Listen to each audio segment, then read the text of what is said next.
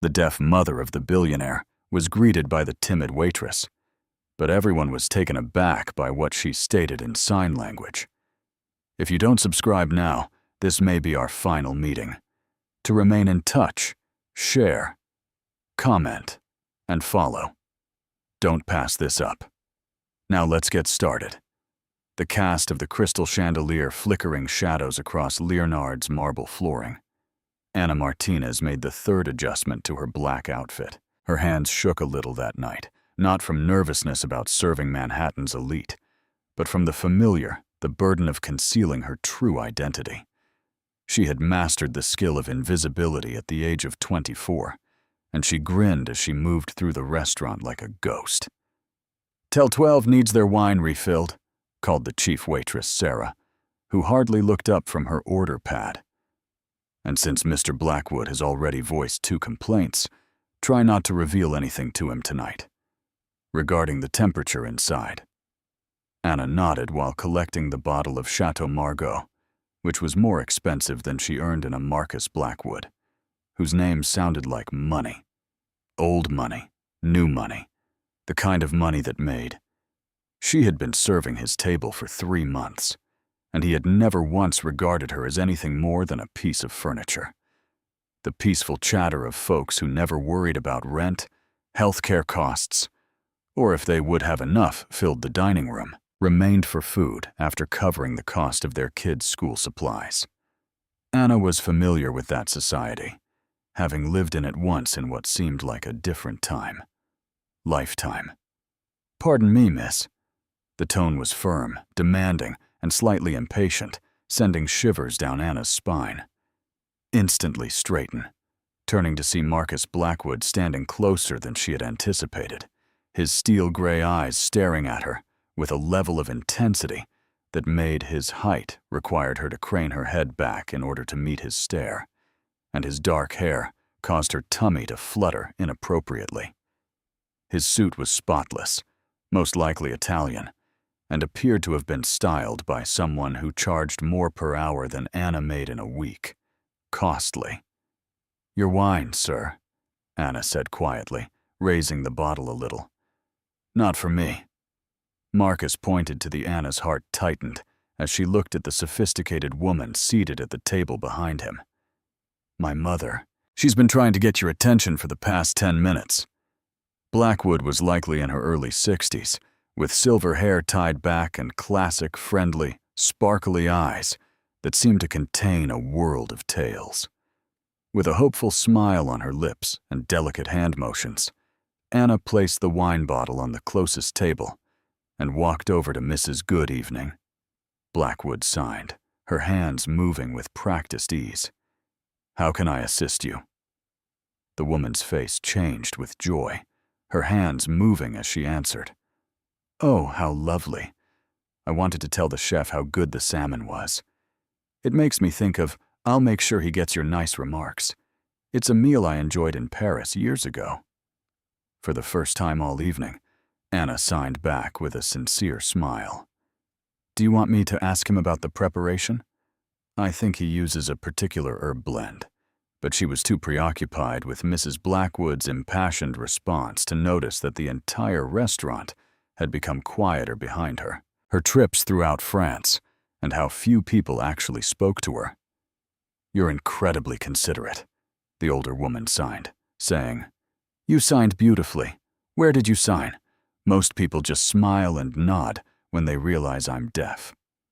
"You learn?" "I studied linguistics in college," Anna said instinctively, then halted, realizing what she had unwittingly disclosed. "Linguistics?" Marcus's voice broke the silence like a sword. "What university?" Anna saw the old worry as he stared at her with an expression she couldn't quite decipher. Rising in her chest, she had been so cautious for so long, and suddenly one real human link had broken, her meticulously crafted facade.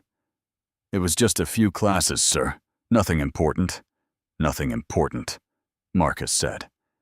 "You speak sign language fluently," he said, stepping closer and lowering his voice to a tone that somehow felt more menacing than when he'd been demanding. The question lingered between them like a challenge. Linguistics. And I'm betting that's not the only language you know. What else are you hiding?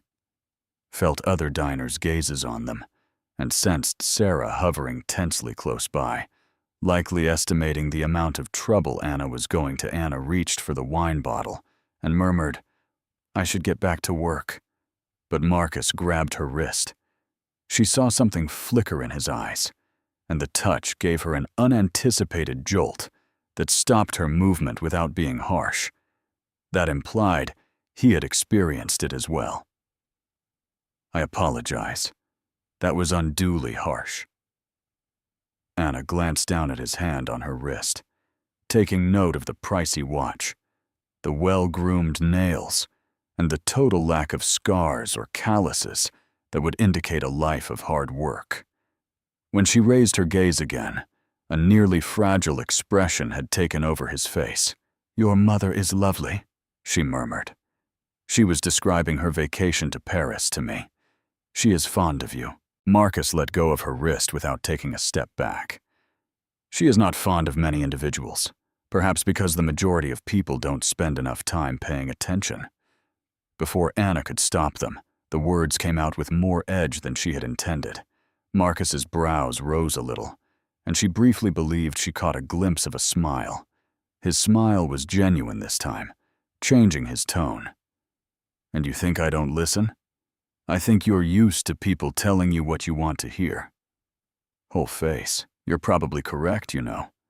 However, you failed to respond to my query regarding the universities." Anna felt imprisoned, torn between the reality that may ruin both her meticulously constructed new life and Marcus's developing interest. Mrs. I. Blackwood observed their conversation with clear attention, her sly smile implying that she knew more than either of them realized. Finally, Anna said, "Columbia." The phrase, feeling like a confession. "Columbia is where I studied, Marcus's face changed from one emotion to another. Startled, perplexed, and perhaps even respectful. Columbia offers a top-notch curriculum in linguistics. What caused do you choose to switch careers?" The innocent inquiry struck Anna like a blow to the body. How could she clarify? That she has made no decisions? Thought the individual had taken her life, career, and her future. Most trusted by her. That she was employed as a waitress, since it was the only employment available to her after her reputation had been methodically destroyed. Instead, she replied, "Sometimes life doesn't go according to plan," taking pride in the stability of her voice.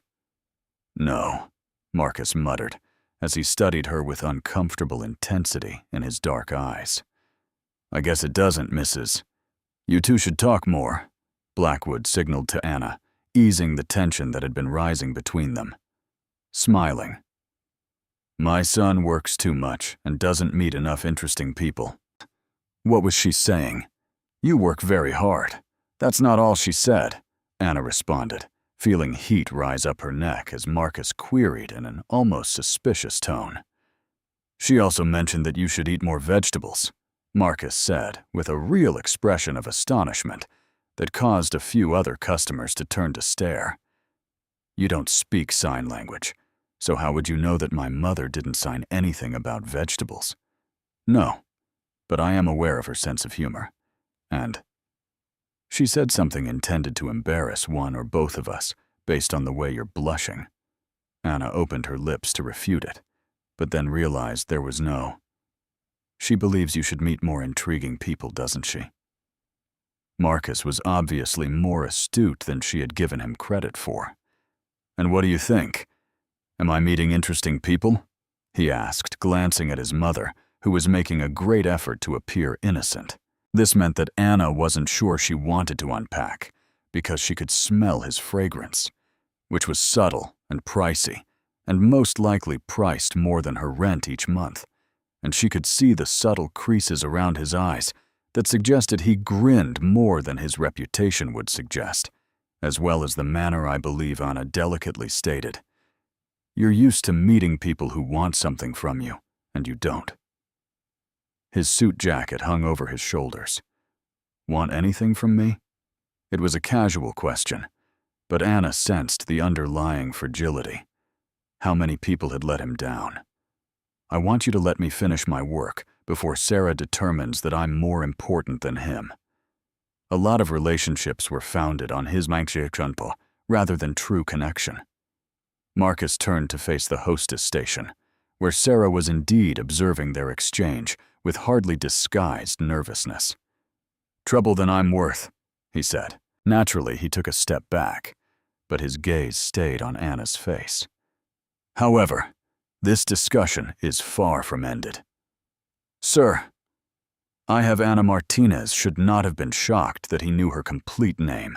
He most likely knew the names of everyone who worked there. He was a frequent visitor, and I have a feeling you know answers that could surprise me. Anna sensed the universe she had worked so hard to create starting to turn on its axis. She had been an anonymous, invisible service worker for 3 months, but now Marcus Blackwood was staring at her as if she were a riddle, meant to resolve, and that was the last thing she could afford. I should really get back to work, she said, sounding more like a plea. Marcus moved aside with an almost courtly motion and said, Of course. However, it wasn't. It was a promise that made Anna's heart race with a mixture of excitement and fear, and as she turned to leave, she could. Anna felt his gaze following her throughout the diner, and as she went by, Mrs. Blackwood met her gaze and quickly signaled, He likes you. This made Anna stumble a little over her own feet. The remainder of the evening was a blur of meal service and wine refills, but Anna was always on the lookout for table 12. When they finally left, Marcus said, pausing at her station as she looked in their direction. Marcus appeared to be observing her with a contemplative expression. He said, Have a good evening, Anna, and leaned in. Maybe you can tell me about Paris next time. Anna's blood froze. I think your story about studying there might be more interesting than you're letting on, she said. Paris as Mrs. Blackwood had, but in some way Marcus had made connections that Anna had been fighting to keep apart. As she watched him lead his mother to the leave, Anna knew that her meticulously preserved identity had just fallen apart. Marcus Blackwood wasn't just. At the conclusion of the evening, Anna's hands trembled as she tallied her tips, Marcus's final words resonating in her mind. He was no longer fascinated about her. Paris was like a red flag in her head. How had he found out? She had been so cautious to hide that aspect of her life to become someone very different from the lady who used to negotiate agreements for millions of dollars in boardrooms with a view of the Senate. Are you all right, girl? You look like you've seen a ghost. I'm all right, Sarah said, appearing next to her with a worried expression on her wrinkled face. You were definitely spooked by that Blackwood guy, Anna said, as she shoved the crumpled dollars into her purse. Anna attempted a smile, asking, What was all that hand-waving about? His mother is deaf. I was just delivering her compliments to the chef asked, in a casual manner. Since when do you know sign language? But Anna saw the underlying intrigue. She had put a lot of effort into blending in and becoming unnoticeable, but one discussion with Marcus had undone months of painstaking invisibility. I learned a few things in college, Anna remarked, trying to sound more relaxed than she actually felt. Nothing ostentatious. Sarah's look revealed that she wasn't quite persuaded. He left a $200 tip, which made Anna feel sick to her stomach. But she let it drop. Well, whatever you did, you made an impression.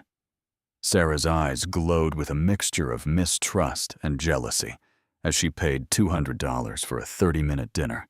Rich guys don't tip like that.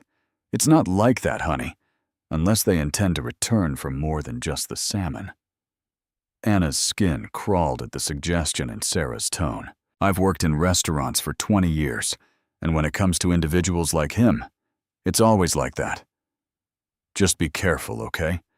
Guys with that sort of money don't play by the same rules as the rest of us." Marcus Blackwood nodded, but Sarah's caution felt like shutting the barn door after the horses had already gotten out. Was intrigued by her secrets, which was far riskier than Sarah's perception of her. The train journey to her studio.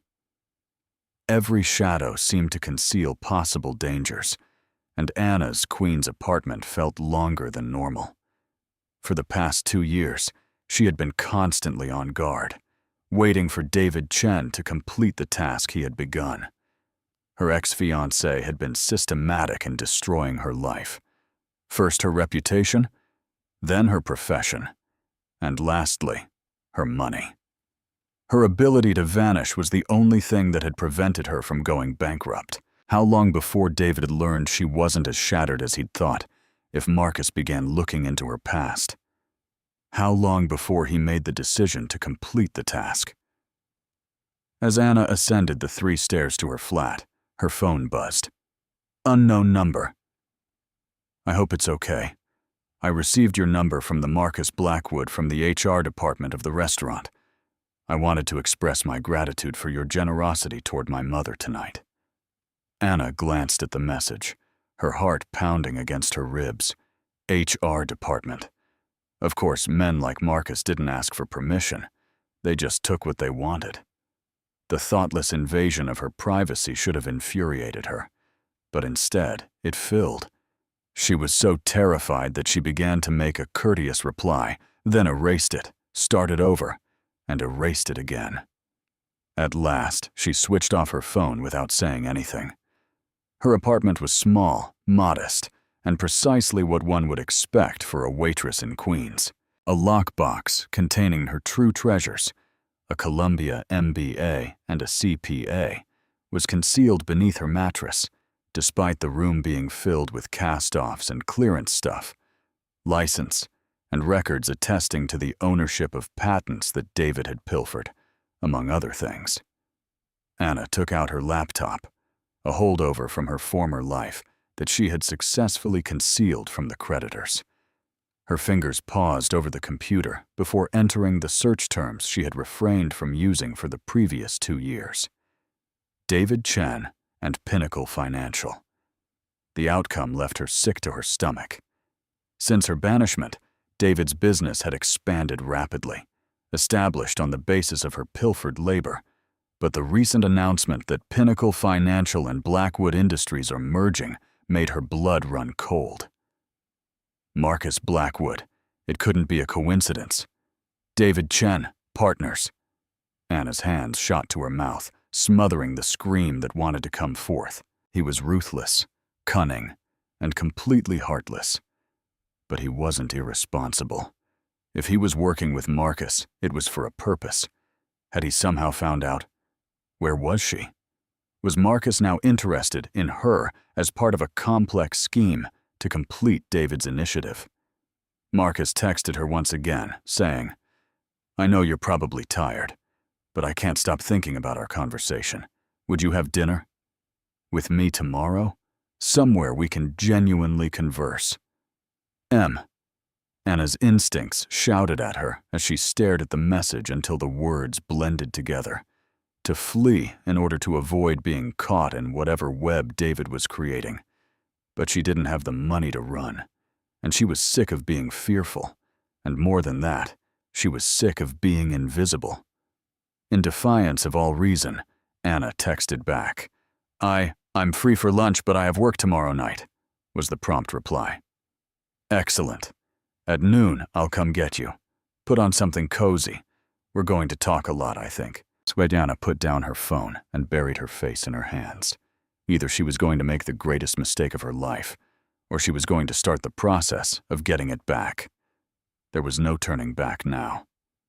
The following morning, Anna received a text message that once again made her doubt her sanity. Anna's blood froze. "Change of plans. Meet me at the steps of the Low Library on the Columbia University campus. I want to see where you studied." Columbia.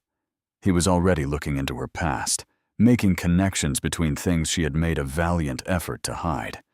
The The mere mention of her alma college seemed like a trap closing in on her, but there was nothing she could do about it. Running would just confirm his suspicions, and she was weary of living like a ghost. Anna carefully put on the one piece of clothing she had managed to save from her past life, a basic black frock that had cost more.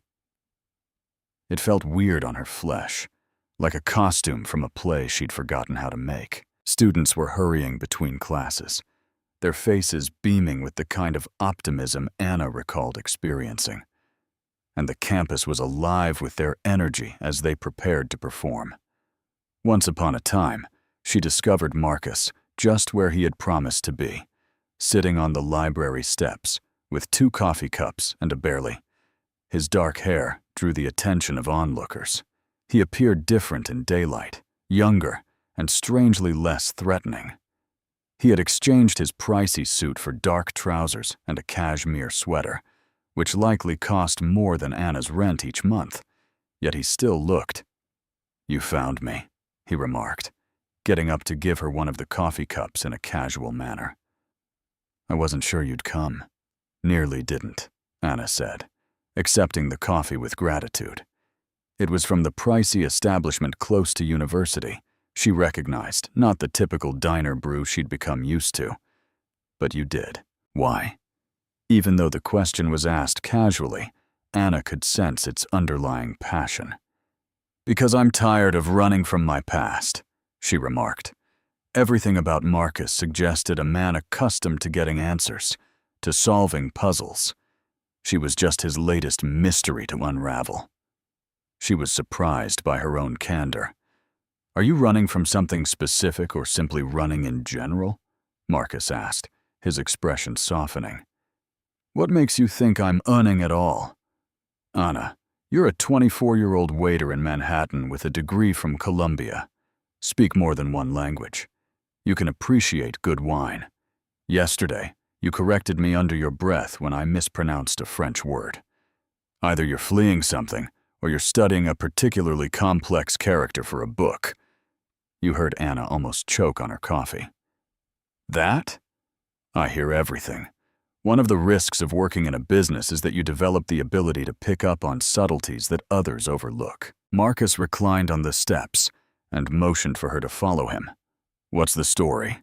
A terrible breakup, a family scandal, student indebtedness equivalent to the national debt of a small nation." His tone was lighthearted, almost playful, but Anna could see the keen intelligence behind his gray eyes, and he was giving her a chance to tell him a different version of events, to control the story before he discovered it for himself. At last, Anna settled down next to him, keeping a cautious distance between them, along with some ingenious financial preparation by. It wasn't a question, and the casual manner in which he stated that someone I trusted had stolen from you made something that had been tight in Anna's chest loosened a little. She acknowledged the fact that someone had stolen, without passing judgment or showing sympathy. Anna corrected me, saying, "I'm not just running from debt, Marcus. I'm taking everything from me. My work, my reputation, my future." Marcus was silent for a long time, his fingers curled over his head, as he fled the person who had ruined my entire existence and persuaded everyone that I deserved it. "David Chen," he eventually answered, causing Anna's coffee cup to fall out of her shaky hands and spill coffee onto the stone stairs. "How do you?" "Because I know David Chen very well. And if he's the one who did this to you, then we have a problem," Marcus said. The world appeared to spin on its axis. Anna took Marcus's arm without. "You know him?" she asked, her fingertips sinking into the pricey cashmere. Marcus glanced down at her hand on his arm and then back up at her face, asking, "How do you know him?" "Anna, David Chen is my." The words struck Anna like physical blows. "Business partner. We're about to close the biggest deal of both our careers." Just when she was beginning to feel secure, David would, of course, find a way to re-enter her life. Naturally, he would use someone like Marcus, someone she was beginning to trust, as a weapon. A setup, Anna muttered, as she let go of Marcus's arm and began to stand. Your mother, the restaurant, the curiosity in my past, all of this. No, Marcus said, grabbing her wrist. He sent you. His hold was tight, but not unpleasant. I promise you, Anna, that David is unaware of my presence. I have no idea what he did to you, but this is our conversation. This has not related to him at all. You don't have my trust. Then allow me to demonstrate it. Marcus took out his phone and looked through his contacts. I will give him a call, right now. I'm going to let him know that I met someone who visited Colombia and knows him. Observe his response. Anna desired to run, but she was stopped by something in Marcus's face. He put the phone on speaker and hit the call button. Marcus. David's voice was full of... The gap between them was as seamless and endearing as Anna recalled. Excellent timing. I was just looking over the merger paperwork. Everything appears to be David. For a while. The ensuing hush was overwhelming. David's amazement was virtually palpable to Anna. Phone link. My name is Anna Martinez. I don't recognize that name. Should it? The deception flowed so naturally and effortlessly that Anna had nausea. David could completely disregard her existence after 2 years of her life. 2 years of love, trust, and shared dreams. Marcus continued, his gaze fixed on Anna's face. Maybe I misunderstood. She appeared to be fairly certain that she knew you. Stated, you collaborated on a few financial ventures. Marcus, you are aware of the situation. Many casual relationships are made during business school. Perhaps we were in the same study group. To be honest, I don't know where she is. Anna uttered a sound, in between a sob and a laugh. A study group. After 3 years of collaboration, David was lowering their relationship to a casual study group after 2 years of involvement. Yes. Okay, so tell me if you remember anything. I'll discuss the Steinberg contracts with you later. Naturally. Marcus, too, be wary of those who say they knew me from the past. You'd be shocked at how many individuals attempt to get close to wealthy men like yourself. Anna and Marcus sat in startled silence as the call ended. False connections? Numbly, Anna repeated.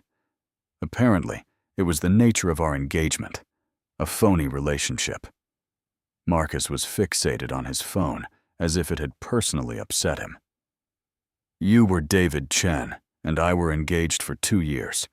Prior to it, we had been business partners for 3 years. Anna felt cut off from her own voice as if she were hearing someone else's narrative. Together, we created Pinnacle Financial. Each algorithm, each client strategy, each invention that contributed to the business's success. It was my thoughts and my work. And he took everything. He did not just take it. He made sure that everyone thought I was robbing him. Falsified paperwork, altered bank records, and persuaded our clients that I was stealing. When I finally understood what was going on, I've already been charged and had all of my accounts frozen. Anna could see the muscle jumping beneath Marcus's skin because his jaw was clenched so tightly. Obviously, the charges were dropped. Otherwise, you would have been imprisoned. David dropped them at the last minute, so they didn't stick. Stated that he didn't want a miscommunication to ruin my life. Made himself appear generous, while making sure that everyone continued to think I was at fault. Who drops theft accusations against someone unless they are positive they are guilty? However, they are feeling generous. Marcus ran a hand through his hair at that point, shifting the meticulous styling. That is evil. David is that person. Anna chuckled. However, the sound was devoid of comedy. I suppose the question is, what are you going to do now that he's your business partner? Marcus examined. His gray eyes were unfathomable as he stared at her for a long time. Then he got to his feet and held out his hand to her. I'm going to discover the truth, he urged plainly. After that, I'll see to it that David Chen is held accountable for what he did to you. The words ought to have given Anna hope. However, weary resignation was all she felt. David and other men did not pay for their transgressions. They made money off of them. And when the time came for the truth, men like Marcus, despite their apparent sincerity, consistently put money above justice. However, something in his gaze caused her chest to constrict when she looked up at his extended hand. It was an emotion she had believed David had permanently destroyed. Hope. Despite her better judgment, taking his hand, Anna allowed him to help her stand. Why? She murmured. Marcus took some time to respond to the question. Why would you risk a business deal to help someone you barely know? Rather, he examined her face with a focus that made her feel vulnerable, as if he could see right through all of her well-built barriers. Finally, he said, because I've spent my entire life encircled by individuals that desire something from me. And yesterday, for the first time in years, I encountered someone who only wished to show my mother kindness, who had no motive other than plain human decency, and who had no idea who I was. He stopped and ran a thumb over her, knuckles in a motion that caused her arm to become hot. Additionally, David Chen recently lied to me about knowing you, which implies that everything you've said, everything he's told me is probably a lie, and me is probably true, Anna said, feeling tears well up in the corners of her eyes. When was the last time someone trusted her in the absence of evidence, documentation, and several justifications? What if you're not correct? What if I'm the one lying? She muttered. Marcus's whole face changed when he smiled. I guess I'm about to make a very expensive mistake, but something tells me that's... Contrary to expectations, he began to walk while still holding her hand, and Anna found herself following him. Where are we going? To my office. I want to show you something. I don't care, Marcus. I can't. People will notice your reputation. Anna. He stopped moving and looked directly at her. As they strolled, I felt that the truth about David Chen would be really fascinating. I care about my reputation. Anna saw the billionaire and the waitress, their lives coming together in ways that shouldn't have been conceivable, reflected in building windows across campus. But for the first time in 2 years, Anna thought she might be someone worth fighting for, rather than merely a victim of David's desire. Marcus's office took up the whole top floor of a shiny tower in Midtown, complete with floor-to-ceiling windows that provided an amazing view of Manhattan. As they passed the reception area, where attendants in designer suits moved quietly and efficiently, Anna tried not to stare. Old money and careful taste were evident in everything from the artwork to the furniture. Mr. Blackwood. His assistant stood up as they got closer, her polished grin wavering a little at the sight of Anna. You are not supposed to be here today. Change of plans, Jennifer. Hold my calls for the next hour. Marcus led Anna to his private office's enormous double doors. Jennifer, full confidentially on this meeting. Of right, sir. As they walked by, Anna felt the weight of Jennifer's inquisitive stare, and she was quite conscious of how uncomfortable her plain black outfit made her appear in the midst of all this business luxury. Even more striking than the reception room was Marcus's office, a manly setting of dark wood and leather that nonetheless felt cozy rather than frightening. Drink. Marcus approached a sidebar that appeared to hold bottles valued at more than Anna's yearly salary. Thank you, I'm okay. Anna stayed close to the door. Suddenly, I didn't know why she had come here. Marcus, what are you really trying to achieve? Even if all David is still your business partner, as I have stated, you simply cannot hold him responsible for his actions? Marcus drank 2 fingers of what appeared to be premium scotch. If David Chen ruined your life in order to benefit himself, Anna, if that's the case, he's the precise type of person I don't want as a partner. However, the money. Marcus motioned for Anna to join him as he took a seat in one of the leather seats facing his desk. There isn't always another deal. Chance to act morally. Anna sat on the edge of the chair across from her, her whole body taut with anxiety. You say that now, but my board serves me, not the other way around. When you see the numbers involved, and your board begins to raise questions. Marcus's tone was soft, but Anna heard the steel beneath it. If the numbers are based on deception. Tell me about the patents, he said, leaning closer with keen gray eyes. In the past 2 years, Anna David's company has filed 17 patents, all of which are connected to algorithmic trading and risk. Assessment. Because I've been reviewing, how many of those did you develop? Anna gasped. Pinnacle's assets is part of our due diligence, and I was troubled by something regarding the filing dates. 17 patents that were all submitted within 6 months of one another, all purportedly created by David's team. Marcus took out a tablet and skimmed over a number of documents.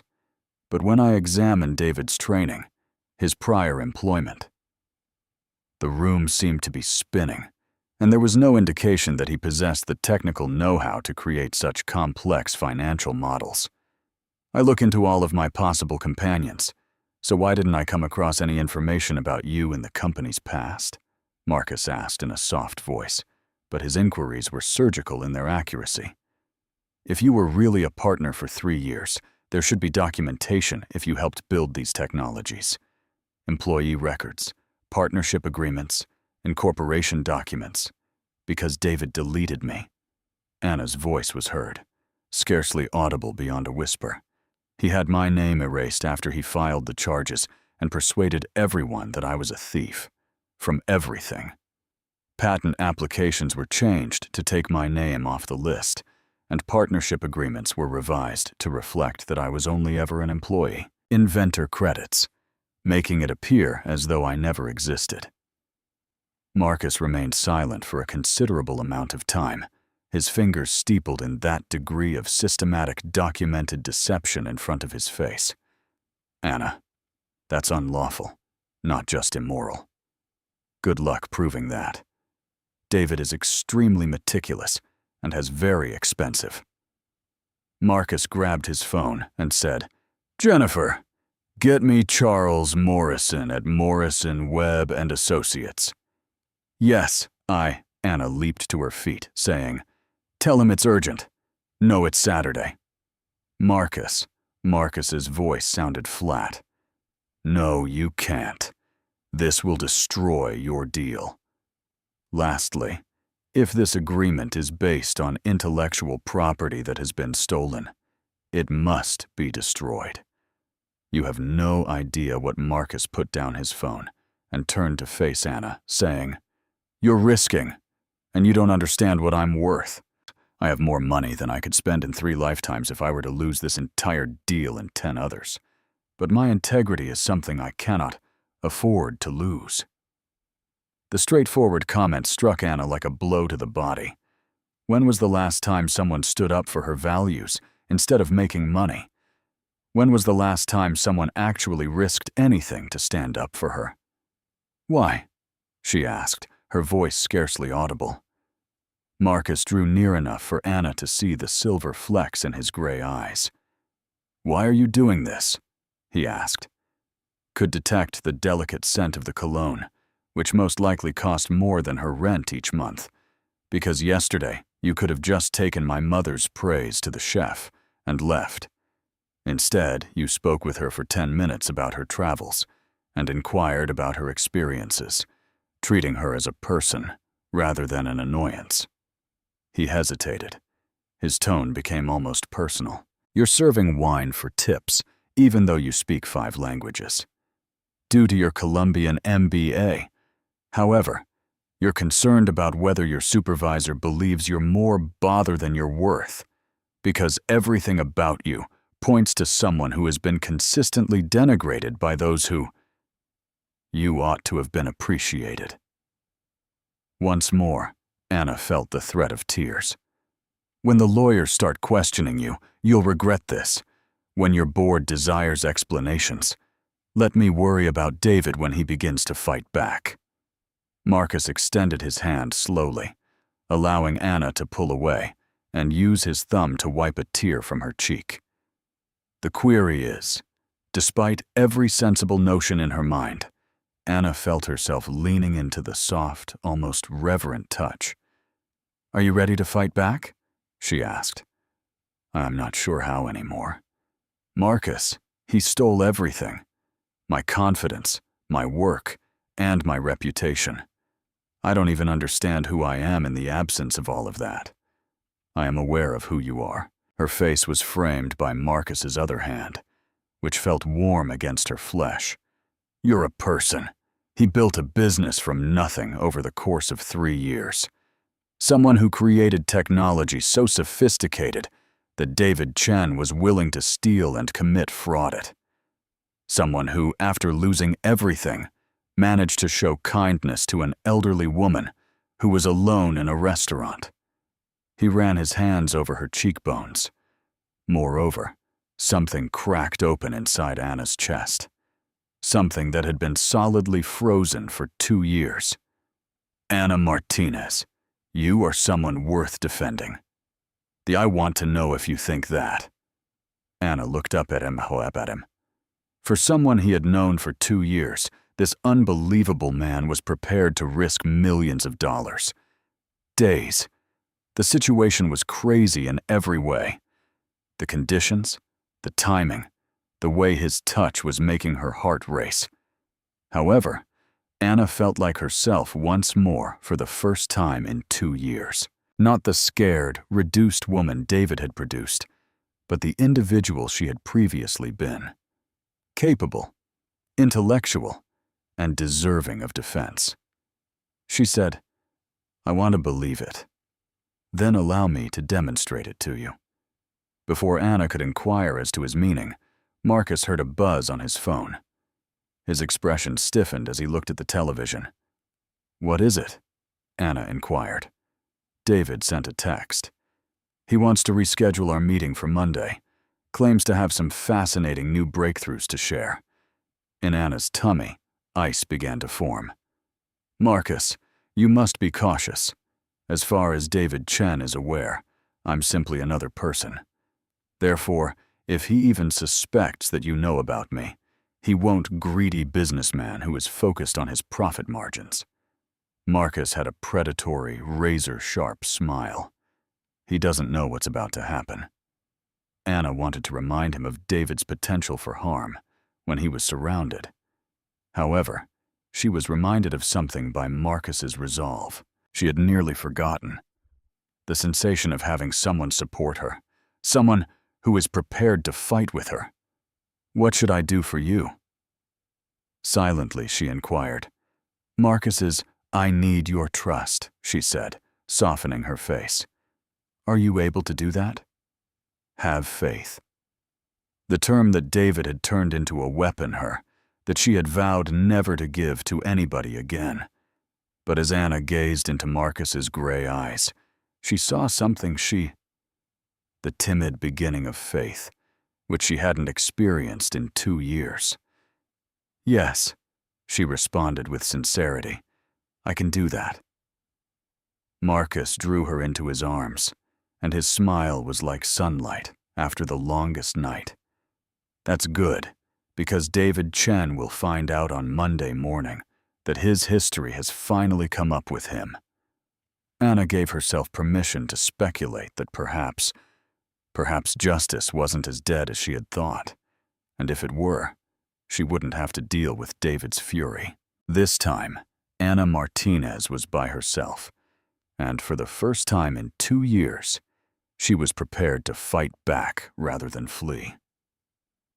As Anna sat at the coffee shop across from Marcus's building on Monday morning, the dismal, cloudy sky appeared to reflect her emotions. He'd told her to avoid the office during his meeting with David, but she couldn't bring herself to watch the entrance through rain-streaked windows. Her phone buzzed, and she told herself to go home and wait helplessly, while two guys in expensive suits chose her future. The meeting will begin in 10 minutes. Keep in mind, Ma's hands shook as she typed back. Be careful. Whatever happens, David doesn't know you're involved. He's more dangerous than you think. Anna looked at the message and instantly replied, I know, but so am I. Attempting to find solace in Marcus's confidence, but she had a deeper understanding of David than Marcus could have, knowing how he could distort the truth and create. She had witnessed him devastate other people's lives with the same cold-blooded accuracy he'd used on Marcus Blackwood, 43 stories above her. Was going to learn how well David Chen had performed them all. Marcus adjusted his tie and looked at his reflection in the floor-to-ceiling glass of the meeting room.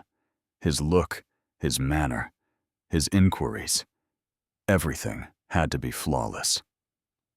Mr. Blackwood, Jennifer's voice could be heard over the intercom. David could never have imagined that this was anything more than standard due diligence.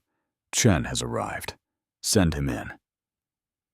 David Chen entered the conference room with a self-assured gait befitting a man. He was shorter than Marcus remembered, had flawlessly combed black hair, and had a smile that seemed sincere until you looked at him. He thought he ruled the world. Marcus, nice to see you, David said, looking intently into his eyes. Thank you for moving this, he said, extending his hand with practiced warmth. Marcus shook the offered hand, observing the firm grasp, the pricey watch, and the well-groomed nails. I know your schedule is insane. Not a problem. David exuded success, skill, and reliability in every way. Coffee, please. After considering our timeline, I think we can speed up the merger by at least 6 months. Weeks. Marcus poured coffee from the silver tray, his gestures purposefully nonchalant. My team has found some more assets that weren't in the initial bid. Intellectual property, primarily a few proprietary algorithms we've been working on in-house. David nodded appreciatively as he took the cup. I wanted to. I am grateful that you reviewed the figures before we engaged the attorneys. Tell me about these algorithms. Are they related?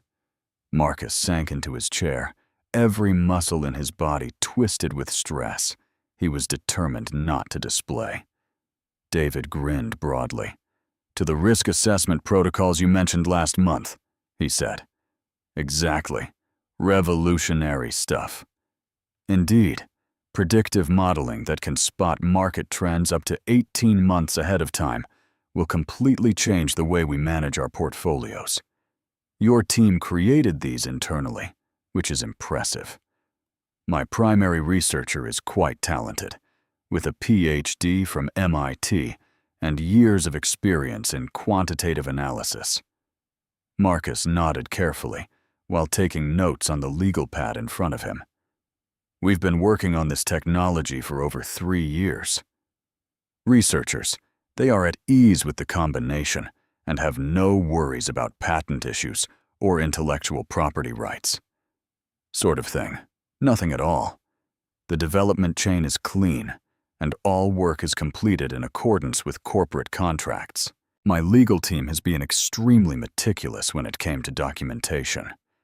The lies were delivered with such ease and assurance that Marcus felt a chilly wrath rising within of him. His chest.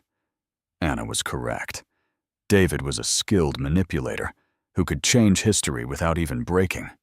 Marcus put down his pen and said, That's great. You know how important clean IP chains are in deals this size. Leaned back. However, I must ask, how did you finance the 3 years of development? It seems like a substantial expenditure for a firm of that size. Research and development?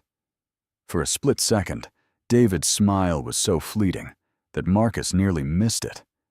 Private investors provided the initial investment. Then, once the invention demonstrated its viability, we reinvested revenues. This was excellent financial management. Additionally, your principal researcher, the MIT PhD, has been with you for the full 3 years. Well, longer than that. Academic background is impressive, but what counts is practical application.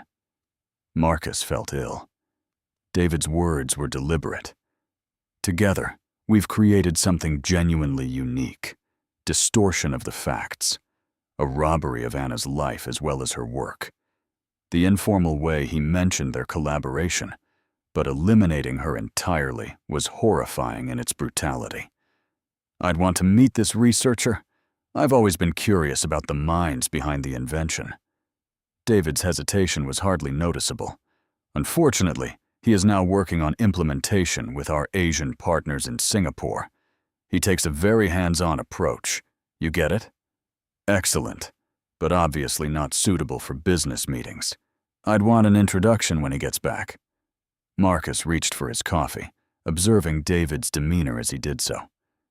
Meanwhile, I'd enjoy going over the development schedule, process and documentation, testing protocols.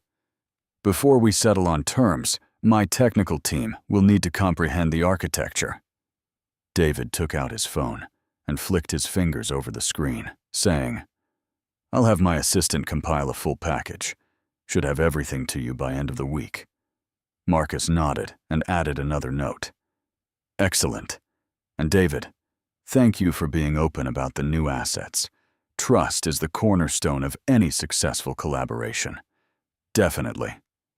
David's smile glowed with what seemed to be genuine warmth. Being honest in business isn't just morally right. It's profitable. The irony was so strong that Marcus could taste it, and he couldn't agree more. They spent another half-hour together. Lies have a way of catching up with you eventually. Examining financial forecasts and merger schedules, David depicts market supremacy and exponential growth that would have been intriguing if Marcus hadn't realized it was based on deception and theft. David's handshake was forceful when he eventually departed. Marcus waited until he heard the elevator doors close before pulling, his promises grandiose and his manner assured. Out of his phone, he said, Call Charles Morrison now. Anna was drinking her 3rd cup of coffee when her phone called, and her heart skipped a beat when she saw Marcus's name. How was it? Exactly as you predicted, she asked without preface. He told lies about everything. The advancement timeline, Anna, the financing sources, and the research team. He asserts that a man with a PhD is his principal investigator. From MIT, Anna laughed bitterly. I'm going to assume that this enigmatic researcher is conveniently unavailable for meetings in Singapore.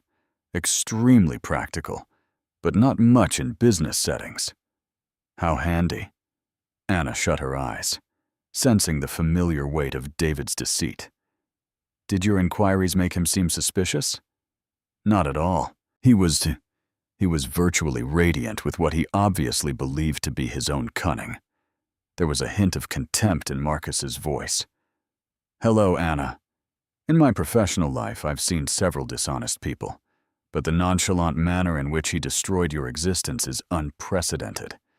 It is sociopathic. I made an effort to alert you. You did, and you were correct in every way. A pause occurred. Marcus's voice then turned into kinder. How are you doing?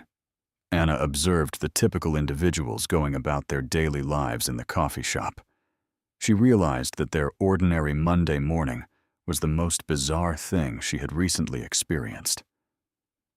I can't stop waiting for the other shoe to fall. David doesn't produce errors, Marcus.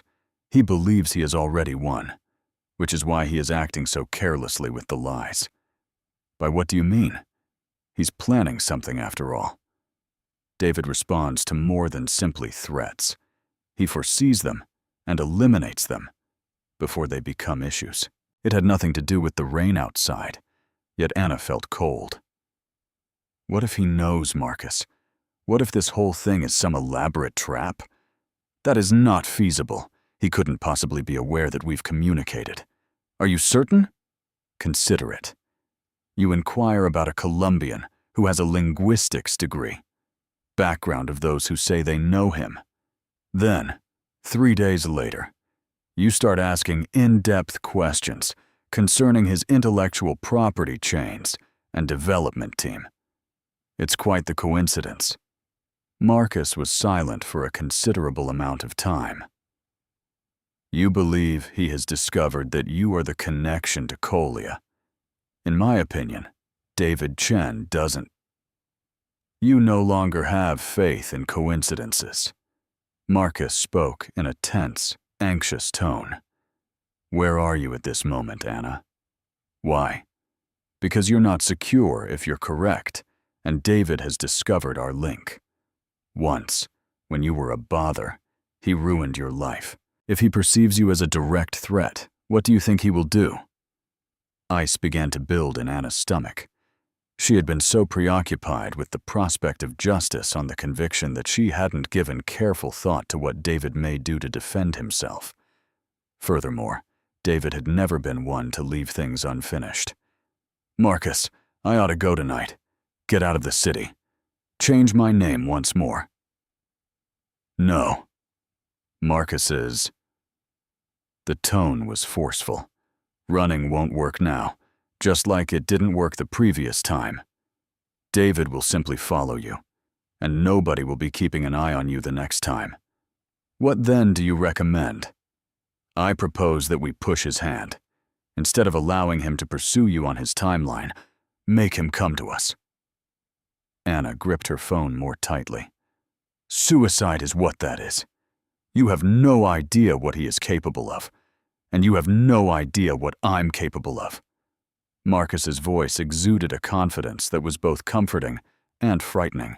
I didn't create a billion-dollar business by giving up on conflicts, Anna, and I will absolutely not allow David to. He halted suddenly, and Anna's heart faltered as Chen intimidated the woman. What is the woman you are?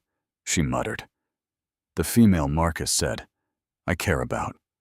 We've just been dating for 3 days, so it's more than I should have. But there it is. The corners of Anna's eyes began to well up with tears.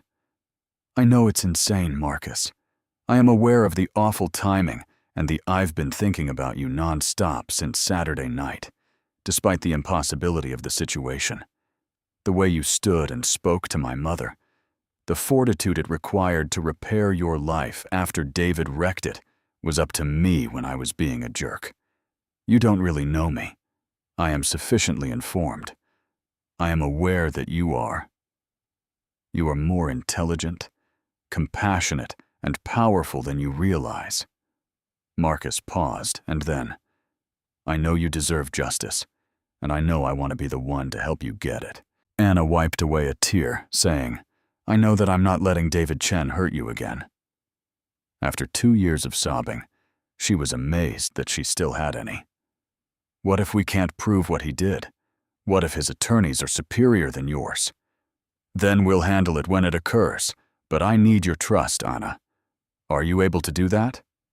Trust is the term that has become her adversary. The idea that David had so thoroughly contaminated that Anna had believed she would never be able to accept it once more. Yet seated in this typical Anna, felt a change in her chest as she listened to Marcus pledge to stand up for her in the coffee shop. Perhaps trust wasn't about never getting wounded again. Was about thinking that someone was worth the chance to be harmed. Yes, she said. I trust you. Well, because I have a plan. 20 minutes later, Anna returned to Marcus's office and heard him describe a scheme that was either brilliant or entirely crazy. Do you want me to give David a call directly? Anna looked at him as if he had gone nuts.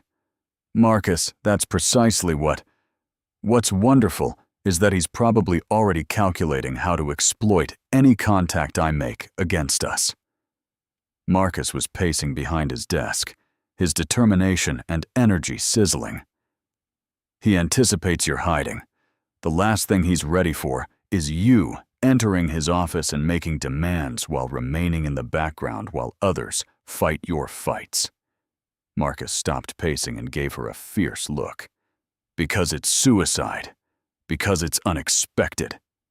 Think about it, Anna.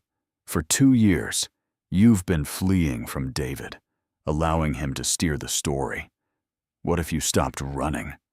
What if you regained control? Anna felt a twinge of, even if I wanted to confront him, which I don't, what would be the point? Marcus pulled out, saying, just lie, manipulate. Turn it around on me like he always does. Not if you're not going in alone. His phone. I'm going to give David a call now and inform him that certain discrepancies in his IP documentation have been found by my technical staff, and his principal researcher and I need to meet to discuss a few things. I'll tell him it's essential enough to bring the researcher back once he makes excuses. Remember, the researcher's in Singapore? Marcus grinned sharply. The deal depends on it. Trust me, David won't risk losing this merger over a simple meeting. Anna's heart began to race. Then you enter the room as Dr. Anna Martinez, an independent consultant with expertise in algorithmic trading systems, someone I've engaged to confirm the legitimacy of his intellectual property. Anna was astounded by the plan's daring. Naturally, he will identify me right away, and he will be so taken aback that he will divulge more information than he had planned. David's strength is his capacity to maneuver from the shadows, control situations, and confront someone he believed he had destroyed. He will make blunders with someone who is obviously not the broken victim he anticipated. Although Anna understood the reasoning, she felt nauseated at the idea of seeing David once more. What if he declined to meet? What would happen if he tried to have me arrested for being at a business meeting? What would happen if he called security? You were never even officially charged with anything, Anna, so you're not a fugitive. David's control over you only lasts as long as you think it does. I know you're afraid, Marcus said, as he walked around the desk to stand in front of her, his hands lightly resting on her shoulders. I am aware that the previous time you trusted someone, it didn't work out. However, this time is different. How? Because you have someone who believes in you and is prepared to stand up for you, so you're not alone this time. When Anna gazed up into his gray eyes, she saw something that tightened her chest. True concern, not sympathy or charity. Respect. The kind of relationship she'd believed she'd had with David, but genuine this time. What if we're mistaken? What if this ruins your Marcus's hands cupped her face, his fingers grazing her cheekbones? Company, your reputation, all you've worked for, he said. Then But Anna, if I turn my back on this, I won't be able to look in the mirror and re-establish my integrity, and I can't lose you now that I found you, David Chen said, his voice becoming almost intimate. Anna wasn't sure she was prepared to handle the implications that hovered in the air between them, but Marcus's genuine expression, the okay, she said, overcoming the last of her resistance thanks to the soft way he was touching her, and the complete assurance in his voice. Marcus grinned like a sunrise and said softly, "Let's do it." "You sure?" "Yes, I'm certain. But I'm scared." Anna took, "It's time to stop running." Marcus drew her into his arms and held her close to him as she took a deep breath and felt something change inside her chest. And Anna gave herself permission to find courage in his warmth, assurance, and unwavering belief that justice could be served. The following day, she would take on David Chen for the first time in 2 years. Tomorrow, she would have to decide whether to take back her life or watch it be ruined once more. But tonight, for the first time since her entire world had fallen apart, Ana Martinez felt completely at home in the prestigious financial offices. Ana stood on the third story of a glass tower in the financial sector, which projected success and stability with its sleek lines and contemporary efficiency. Peering up at the structure on the walkway across the street, which had once stood for all of her dreams, but was now a monument to her nightmares. Second thoughts. Marcus materialized next to her, holding 100 or so coffee cups, and Ana accepted the, "I used to adore this building," and David and I picked it together, spending hours organizing how we would drink coffee. I needed the warmth against the October chill. The fact that he stole credit doesn't change the fact that you designed the offices and talked about the business we were going to develop.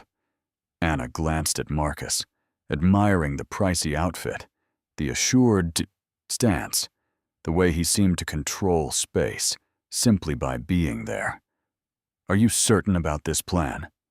After we walk, Marcus's voice was calm and steady. "I'm sure there's no going back in there." "Are you ready?" Ana asked herself, recalling the self-assured, prosperous, innocent woman she had been 2 years prior. Enough to think that talent and hard work would shield her from individuals like David. But then she considered the woman she had grown into. Terrified, diminished, unnoticeable. But as Ana stood beside Marcus and felt his complete trust in her, she came to the realization that she didn't want to. "I'm ready," she said, wanting to be neither of those women anymore, someone who had been shattered but had learned how to rebuild herself stronger. The lobby was just as Ana remembered it, and they crossed the street together, Marcus's hand comforting and warm on the small of her back.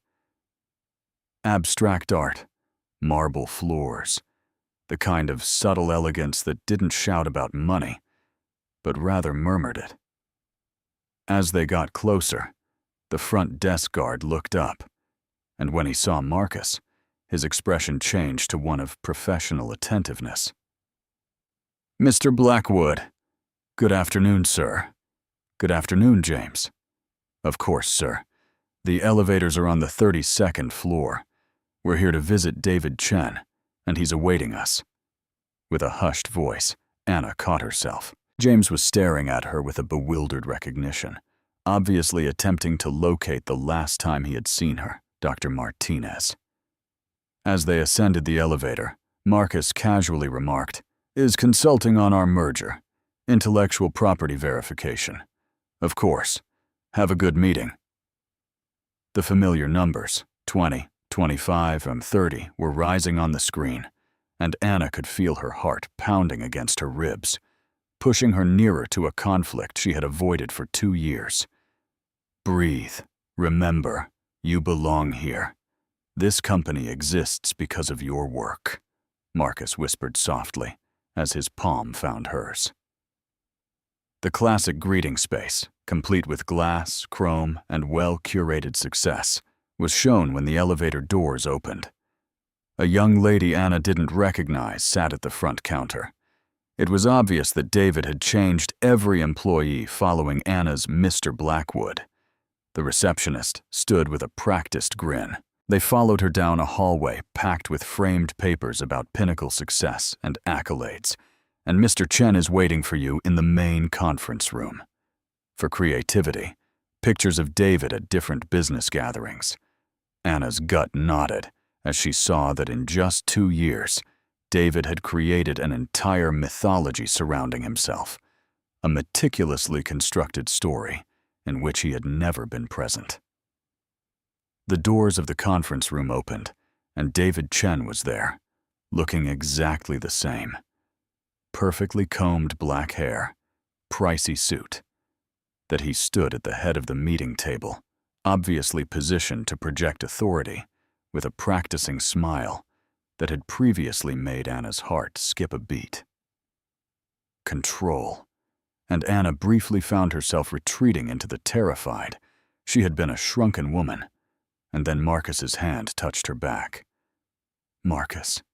David's voice was warm and inviting, offering no resistance, and Anna recalled who she was fighting for. David's gaze met Anna's across the room, indicating that nothing went as planned. "You must be Dr. Martinez," and she witnessed the precise moment of awareness when his face went blank for around 3 seconds. The mask crashed back just long enough for Anna to see a flicker of terror and shock calculation on his face. Into position. "I apologize," David murmured in a carefully modulated voice. "Have we previously met? You seem familiar." The act of casual dismissal and pretending to be a stranger struck Anna like a physical blow, yet rather than the crushing, instead of the grief she had anticipated, she experienced sheer rage. "We've met," Anna whispered softly as she entered the room. Clean, revitalizing rage that burned away 2 years of fear and self-doubt. Out with her head held high. "But I'm not shocked that you can't recall. You've always been excellent at forgetting bothersome people." David's smile, "Never." Anna Martinez responded, "I'm afraid I don't follow." But she saw the small tightening around his eyes. "I think your present version of history lists me as having never lived, although I was a former partner and co-founder of Pinnacle Financial," plainly extending her hand in a mocking gesture of civility. The ensuing hush was overwhelming. Marcus observed the entire conversation with keen interest, while David stared at Anna's outstretched hand as if it would bite him. "I think there might be some Pinnacle has never had a partner named Anna Martinez." "Really?" "Confusion," David finally murmured, refusing to take her hand. "Maybe you can explain these," Anna said, pulling out her phone and opening a photo album she'd believed she'd never use again. She showed him the screen, a picture of David and Anna holding hands at Pinnacle's launch party. David looked at the picture, both of them smiling at the camera, his face glowing with what had seemed to be true love and pride. "I'm sure I've taken photos with hundreds of individuals over the years, because I go to a lot of industry events," I shrugged. Anna swiped to the next picture, which showed her and David working on code late at night in the workplace with her engagement ring prominently displayed on her left hand. At what was obviously a private supper rather than a professional gathering, another David planted a kiss on Anna's cheek. "Hundreds of people. Is that what I was to you, David? Just another face in the crowd. I apologize, but I truly don't." David turned to Marcus with a look of professional bewilderment. "You know what you're hoping to accomplish here," but Marcus said, "I don't know what this woman has told you, but this woman is 17 of the innovations your company claims to have developed are patented by Dr. Anna Martinez. Technology you've been attempting to pitch me as part of our merger." For a brief moment, David's mask slipped, and Anna saw genuine worry appear on his face. "That's not feasible. My team, your team, Anna, developed all of Pinnacle's intellectual property internally. I'm not sure if you're referring to the group of one MIT PhD who is conveniently located in Singapore and unable to attend meetings. What game are you playing here?" "I'm not playing anything, David." Anna's voice was now steady, fortified by 2 years of suffering that had at last found its purpose. "I'm here to retrieve what you stole from me." David's laugh, which was undoubtedly intended to sound like incredulous laughter, came out strained and fake. "Stole? That's a very serious charge." "Indeed, it is. Would you like to view the original development notes for the risk assessment algorithm, the ones that were written?" Anna took out a tablet and opened a file folder. "In my handwriting from 6 months prior to the patent application? Or maybe the emails in which you requested an explanation of the technical details since you..." Anyone may falsify documents, and David's face was starting to show signs of weakness as he was unable to decipher the code. "Anyone can," Anna said, But these aren't fakes. They're backups from my personal cloud storage, complete with metadata indicating the creation date. She peered right into David's eyes and asked, "When were they last modified? What device were they created on?" "Would you like to explain to Marcus why the My Laptop was used to design the fundamental technologies for your business? This is absurd." With a hint of desperation in his voice, David turned to Marcus and said, "Surely you can. And see what this is. An irate former worker was attempting to protestations like a blade. Is that what you're calling it now, David? We developed this business together, shared a bed, and were engaged for 2 years." David's gaze. "You didn't just steal my work. You took my life when you decided you wanted it all for yourself. You turned everyone against me, froze my assets, ruined my reputation, and then had the gall to pretend as though I never happened. You accused me of fraud, even though you knew it was untrue, but you later withdrew the allegations." Anna's voice was getting louder with each syllable, so you rewrote to appear generous while making sure everyone still thought I was guilty. David searched between our partnership agreements to make me appear like a mere employee. You deleted me, David, and took my name off of patent applications. Even if any of these were true, Marcus was obviously weighing his choices with Anna. Marcus whispered, "Every word of it is genuine," and David turned to face him. "You believe her? Marcus, this..." The woman is obviously disturbed and telling the truth. Marcus took out his own tablet and opened a document on it. Anna realized that since my legal team has been looking into Pinnacle's intellectual property claims for the past 3 days, and guess what we discovered? David remained motionless. "What do you mean?" "The recent patent filings tell a completely different tale from the initial ones. According to metadata analysis, the dates of invention and Anna's identity as co-inventor were methodically removed from your patents." Marcus got up and said, "Technical specifications were rewritten to hide the fact that the work was done on external systems. We also discovered the original partnership papers, David," and his presence abruptly filled the room with quiet menace. David's face had turned pale in the photos that were changed 6 months after Anna left the company and depict her as an equal partner rather than an employee. "These are company documents that are sealed." Marcus's voice sounded like ice. "You have no legal right. I have every legal right to investigate the intellectual property I'm considering purchasing." David added, "And what I've discovered is that you're trying to sell me stolen goods. This is insane." But his voice lacked conviction. "You're discussing ruining a billion-dollar contract because a woman who developed the technology that makes your Anna concluded. A woman who trusted you with everything and was betrayed for her faith? Company valuable?" David glanced at Anna. "See, maybe we can work something out. If you feel that you should be compensated for your contributions, recompense." Anna laughed bitterly. "You don't get to bargain your way out of stealing, David. You don't get to pay me a settlement for taking my life. Work." "Then what do you want?" Anna turned to face the guy who had once been everything to her, who had shared her aspirations, bed and her aspirations for the future, and experienced nothing but icy contentment. "I want justice," she said.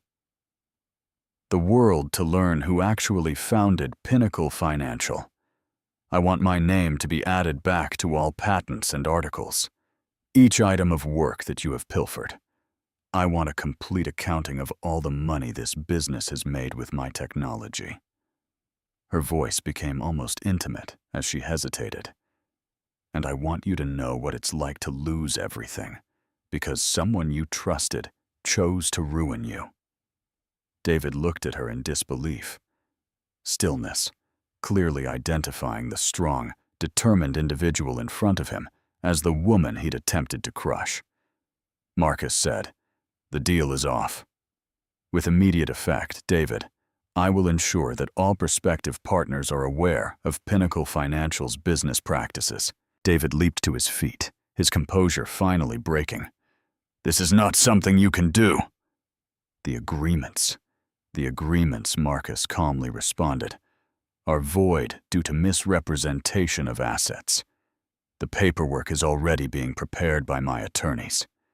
David, I'll fight this, murmured, his voice trembling with anger. I'll ruin you both. What are you going to do? Without flinching, Anna got up and faced David. Turn everyone against me, take my work, and destroy my reputation. You, David, you've already done all of that. You gave it your all, and I made it out alive. She took a step forward, near enough to observe that his eyes were filled with apprehension. I'm not alone, though, this time. I have someone who is willing to believe me this time. Defend the truth. You're going to lose everything this time, David said, glancing between Marcus and Anna. His expression fluctuated between anger. This isn't over, he finally concluded, sounding desperate and possibly defeated. Yes, Anna said. It is. Anna felt a weight lifted off her shoulders as they left the conference room, and David sat by himself at his table, carrying for 2 years. She was no longer the shattered woman who had run from this place in fear and humiliation. Instead, she had discovered her strength. Once more. Someone who had discovered that justice was achievable if one had the courage to pursue it, and she was someone who had met a worthwhile companion. 6 months later, Anna stood in Marcus's Tribeca penthouse kitchen, watching the sunrise paint. The newspaper on the counter carried a headline that still made her smile. Pinnacle Financial founder condemned to 5 years in prison. The city was painted in shades of pink and gold for corporate fraud. Martinez Technologies reports tremendous earnings in the first quarter, but this is a minor story. Can you blame me? After reading about David's demise, Marcus materialized behind her, putting his arms around her waist and kissing her neck. Leaning back against Marcus's chest, Anna relished the warmth and comfort of his embrace. Sometimes I still can't believe that after one nightmare, he's the one in jail. Marcus's voice conveyed a profound sense of delight. Charles's legal team was extremely thorough. Intellectual property theft, corporate wrongdoers, submitting fraudulent financial records. David won't be bothering anyone for a very long time. Marcus's smile was kind as Anna turned in his arms and looked up at the man who had transformed her life. Any regrets about walking away from the biggest deal of your career? Are you kidding? Sincere. The best choice I've ever made was to walk away from that offer, since it led to something far more precious. What's that? You, he stated plainly, kissing her forehead. However, I must admit, it has been amazing to watch you rebuild your business from the ground up. The last 6 months had been a flurry of legal skirmishes, and Anna felt a familiar flutter of pride that Martinez Technologies is going to transform the business. Patent restorations, and starting a new business from the ground up. However, after her name was cleared and her technology was returned to her, Anna realized she was even more capable than she had previously thought. 3 big companies were vying to invest in Martinez Technologies, which already had contracts worth millions. We're going to transform the industry, Anna fixed. Without you, none of this would have been possible. You simply needed someone to remind you of your strength. The gentle sincerity, and even after 6 months, Anna still found it hard to believe that this was her life. When she woke up in Marcus's arms, her chest tightened with emotion at his voice. I have something for you, Marcus remarked, facing each day without fear or shame, as she built a business that was really hers. It's not my birthday. I know. But there's something I've been wanting to ask you, he said, his tone changing to one that seemed almost anxious, and I was unable to wait any longer. Anna's breath stopped as Marcus took out a small velvet box from his pocket, making her pulse skip a beat. Fell to her knees in the kitchen, where the lovely gold light of the morning was coming through the windows. Anna Martinez. Despite the vulnerability in his eyes, Marcus spoke steadily. 6 months ago, you strolled into my life and everything was turned upside down. You reminded me of the importance of integrity over profit and the value of standing up for the truth. Why love is the most significant purchase anyone can make. When he opened the box, Anna was astounded to see a traditional solitaire ring. You've taught me that was exactly what she would have selected for herself. Beautiful without being gaudy. Graceful without being pretentious. You've shown me that true strength isn't about never falling. Rather, it's about getting back up and improving yourself. Marcus paused, his gray eyes glowing with emotion. Means to fight for what's right, even when the odds are impossible. I am aware that we have only been acquainted for 6 months. I am aware of its speed. I may be insane, but I've never been more sure of anything in my life, Anna.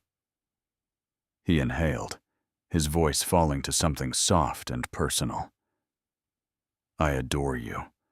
I adore your kind heart and sharp brains. I adore both your sensitivity and your strength.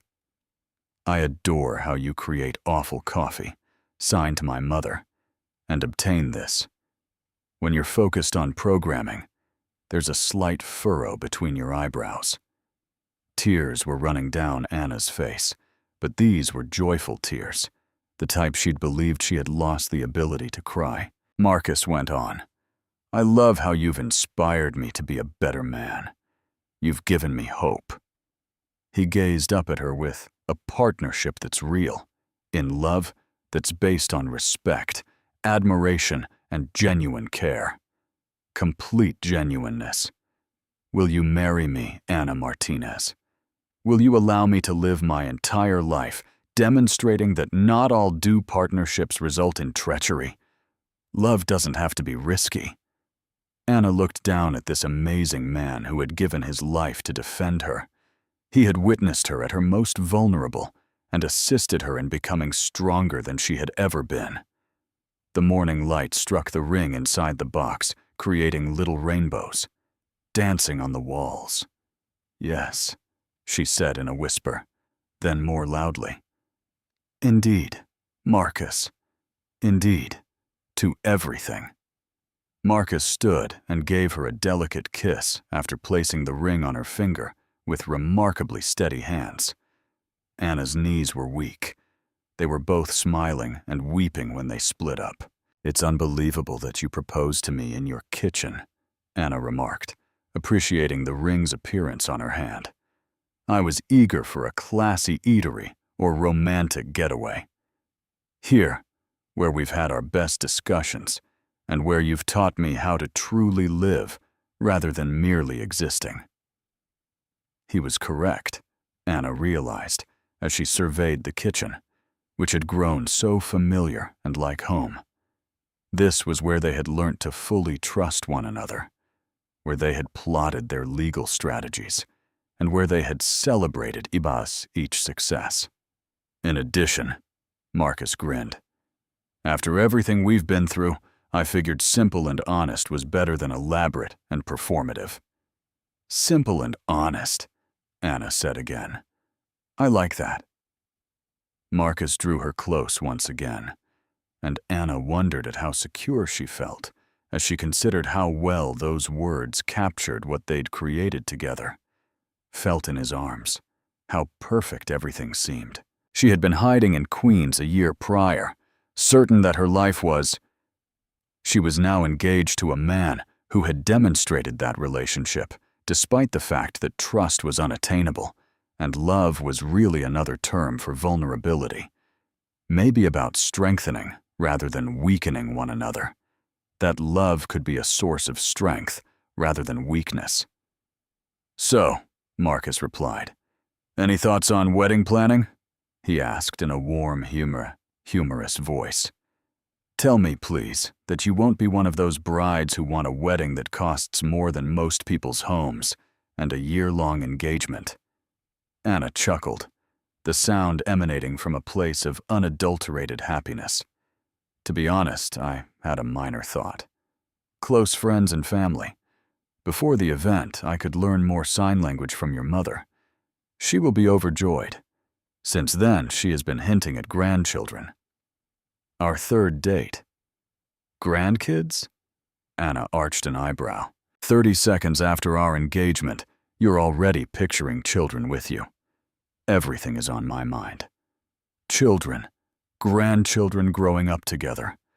The whole lovely mess of creating a life together. Marcus's face became more serious. I am aware of how deeply David wounded you, Anna. I understand that trust is difficult these days, but I want you to know that I'm in the long run. We'll deal with whatever comes up collectively. An enormous emotion filled Anna's heart. She was hardly able to control it. I understand, she whispered. Marcus, I have faith in you. Absolutely. 6 months ago, the words would have scared her, but today they seemed like a gift to both herself and him. She had discovered that being trusted didn't mean never being hurt again. It was about deciding that some people were worth the danger, and Marcus Blackwood was unquestionably worth it.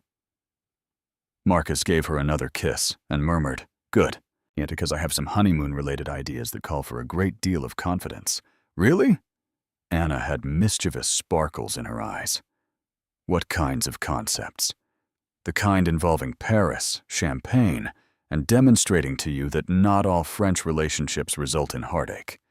The mention of Paris, the city where she had once believed she would establish a life with David, and where her aspirations had first started to take shape, gave Anna a brief twinge. However, examining Marcus's eyes, she came to the realization that those previous aspirations had been modest, constrained by her incapacity to believe that someone might love her, without attempting to minimize her.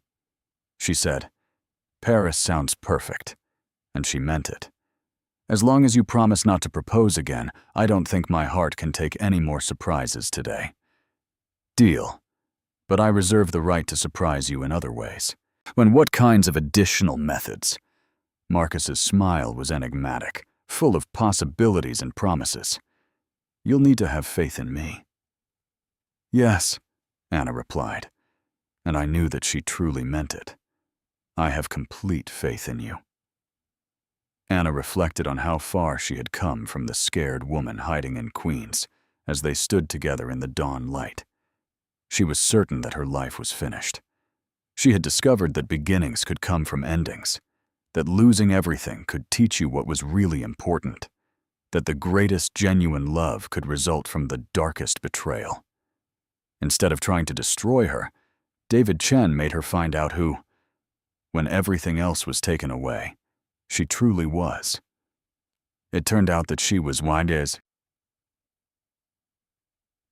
courageous, and strong enough to rebuild, sufficient to spot true love when she discovered it.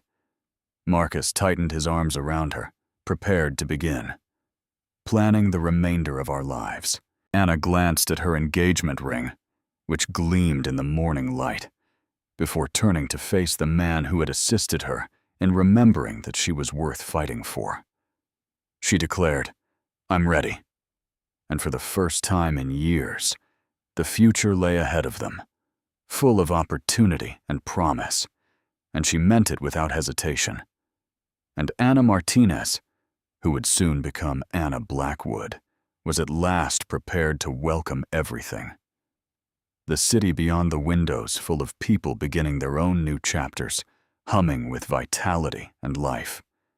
Somewhere in a federal jail, David Chen was starting to comprehend what it was like to lose. They were waging their own fights, finding their own power. Anything. But in this kitchen full of love, laughing, and morning light, Anna and Marcus were just. It was more beautiful than either of them had ever imagined, and they were starting to grasp what it meant to have everything that really mattered.